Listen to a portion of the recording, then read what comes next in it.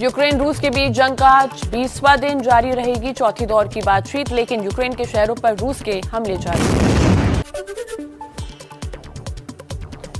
रूस यूक्रेन के बीच जंग जारी, राजधानी कीव पर कब्जे की लड़ाई तेज, खार्किव समेत कई शहरों में रूसी फौज की ओर से भीषण बमबारी। यूक्रेन के पश्चिमी हिस्से पर रूस का फिर बड़ा हमला, टीवी टावर को बनाया निशाना। इस हमले में 9 लोगों की मौत और 9 लोग घायल।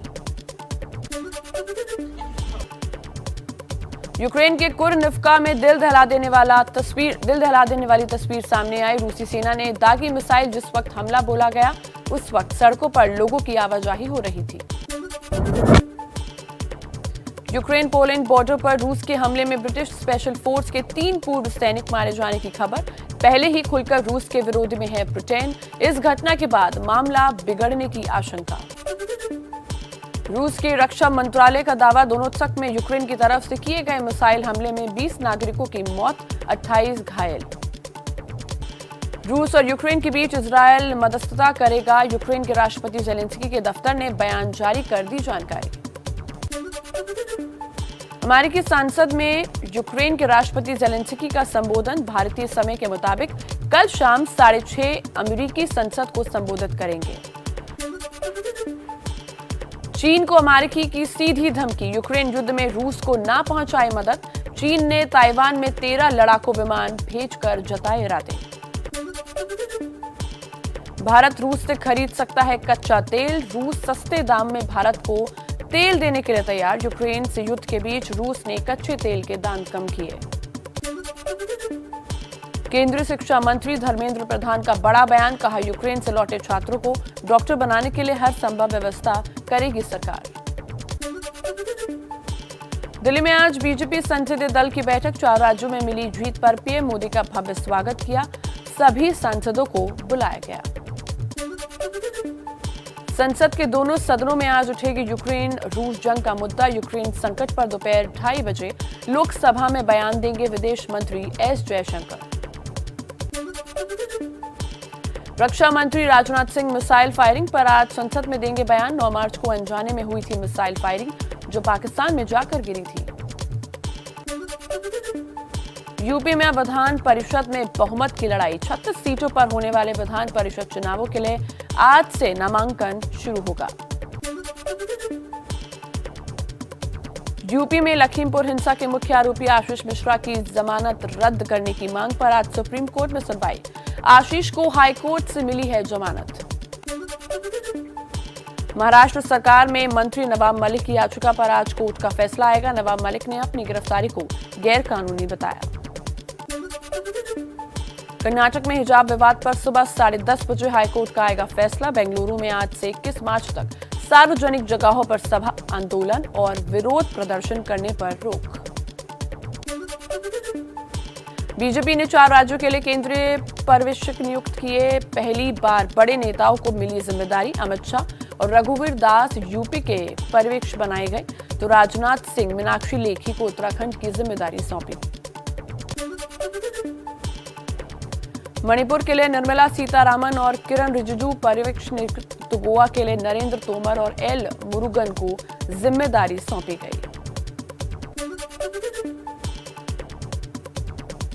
दिल्ली में सीएम योगी ने राष्ट्रपति रामनाथ कोविंद से शिष्टाचार मुलाकात की। केंद्रीय मंत्री नितिन गडकरी से भी मिले। गडकरी ने 45 मिनट तक बैठक में यूपी के तमाम हाईवे प्रोजेक्ट्स को लेकर चर्चा की।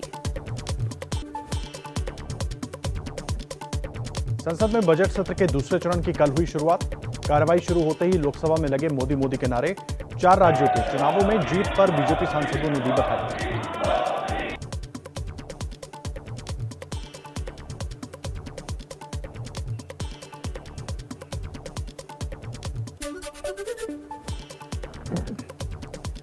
बीजेपी के राष्ट्रीय अध्यक्ष जेपी नड्डा को संसद भवन पहुंचने पर यूपी में जीत के लिए सांसदों ने दी बधाई। यूपी में बीजेपी की हुई है प्रचंड जीत।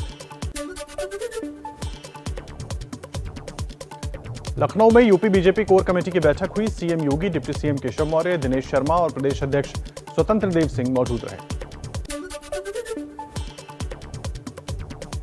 यूपी में 20 या 21 मार्च को लखनऊ के कान्हा स्टेडियम में 57 मंत्रियों के साथ शपथ ले सकते हैं सीएम योगी आदित्यनाथ। सभी जिलों में एलईडी स्क्रीन पर दिखाया जाएगा शपथ ग्रहण समारोह। बीजेपी शासित राज्यों के मुख्यमंत्रियों को भी बुलाया जा सकता है। लंबे समय बाद गृह राज्य मंत्री अजय मिश्रा टेनी भी मीडिया के सामने आए। टेनी ने यूपी में पार्टी की जीत के लिए कानून व्यवस्था में सुधार को श्रेय दिया। देखिए, हम बहुत अच्छा चुनाव जीते हैं। आप सबको बहुत बहुत बधाई, शुभकामनाएं। लॉ एंड ऑर्डर सही रहेगा सर पूरे प्रदेश में? हमें अगर लॉ एंड ऑर्डर सही नहीं होता तो इतना बड़ा बहुमत कैसे मिलता? उत्तराखंड में होली के बाद होगा नए मुख्यमंत्री का ऐलान। 19 मार्च को बीजेपी के पर्यवेक्षक जाएंगे देहरादून। उसी दिन बीजेपी विधायक दल की बैठक हो सकती है। उत्तराखंड में नए सीएम की रेस में पुष्कर सिंह धामी, धन सिंह रावत, सतपाल महाराज, रितु खंडूड़ी और गणेश जोशी का नाम शामिल है।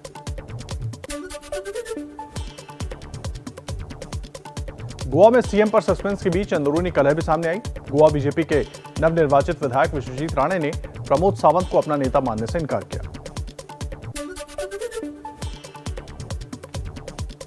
पंजाब के भावी सीएम भगवंत मान ने लोकसभा की सदस्यता से दिया इस्तीफा। कल शहीद भगत सिंह के गांव में सीएम पद की शपथ लेंगे। विधानसभा का सत्र 17 मार्च से शुरू होगा।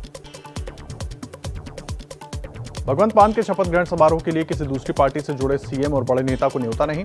दिल्ली की तरह ही आम लोगों के बीच होगा शपथ ग्रहण समारोह। तैयारियां लगभग पूरी। पंजाब में निजाम बदलना हुआ शुरू। सीनियर वकील अनमोल रत्न सिद्धू होंगे पंजाब के नए एडवोकेट जनरल। डीएस पटवालिया की जगह की गई नियुक्ति। दिल्ली नगर निगम का चुनाव टालने के फैसले पर गरमाई राजनीति। आम आदमी पार्टी के कार्यकर्ता बीजेपी मुख्यालय का घेराव करने वाले थे, लेकिन पुलिस ने रोका तो अपने दफ्तर पर प्रदर्शन किया।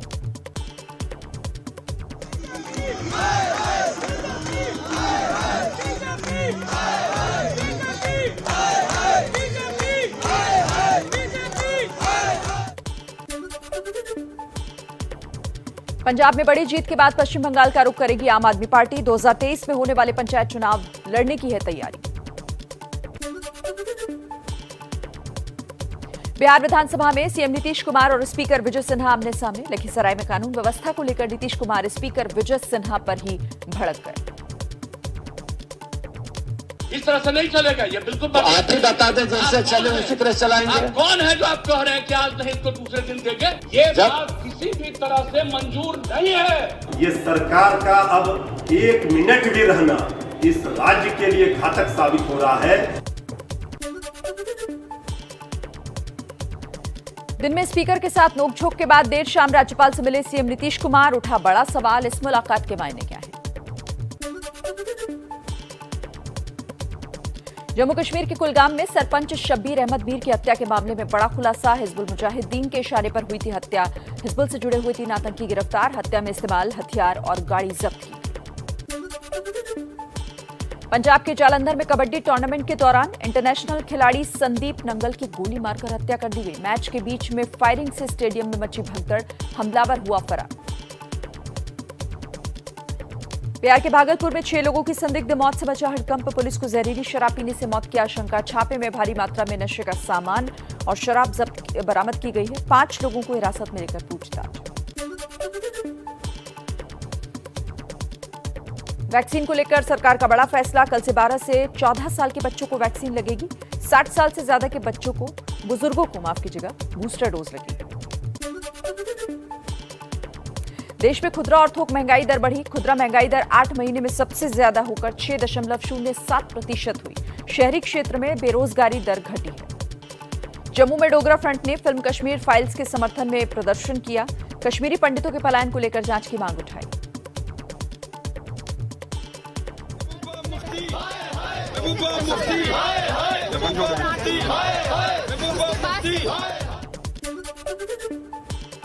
संसद में भी गूंजा कश्मीरी पंडितों के पलायन का मुद्दा। सांसदों ने पाक अधिकृत कश्मीर के लिए अलग बजट बनाने की मांग की।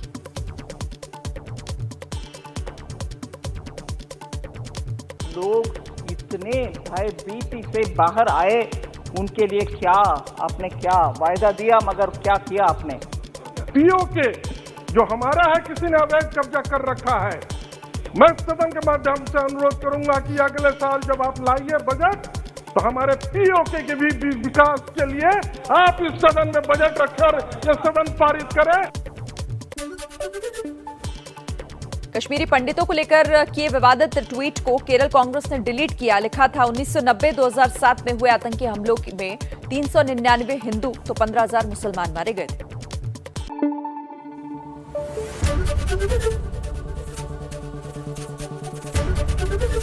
एबीपी न्यूज आपको रखे आगे।